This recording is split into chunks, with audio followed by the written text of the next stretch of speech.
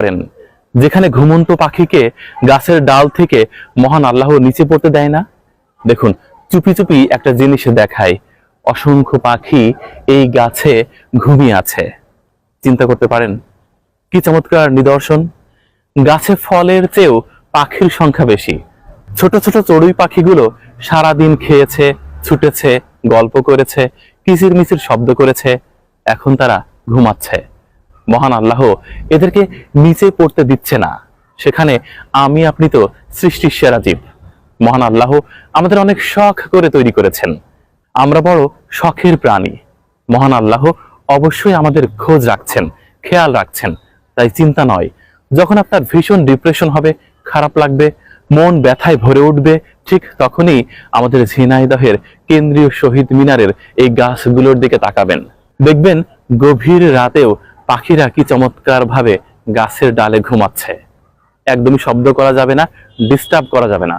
যদিও শহরের অনেক আলো, অনেক রেডিয়েশন, অনেক গাড়ির শব্দ এই ঘুমন্ত পাখির কিছুটা হলেও বিরক্তির কারণ হয়, তবে আমরা দূর থেকে ক্যামেরা জুম করে একটু দেখানোর চেষ্টা করব পাখিরা কি নিশ্চিন্ত ঘুমিয়ে আছে।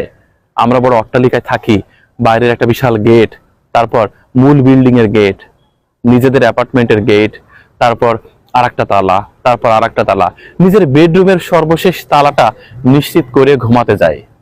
আমরা সবাই বন্দি।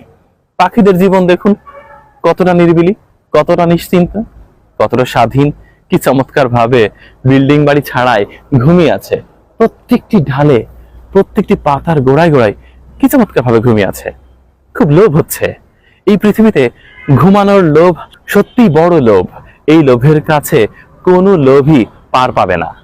দেখুন, একটু ভালো করে দেখায় কি দারুণ ভাবে ঘুমিয়ে আছে। দেখুন, এমন দৃশ্য দেখতে হলে আপনাকে রাত 10টা পরে আসতে হবে। মনে পড়ছে সেই বিখ্যাত গানটি, ছোট পাখি ছোট পাখি সর্বনাশ হয়ে গেছে।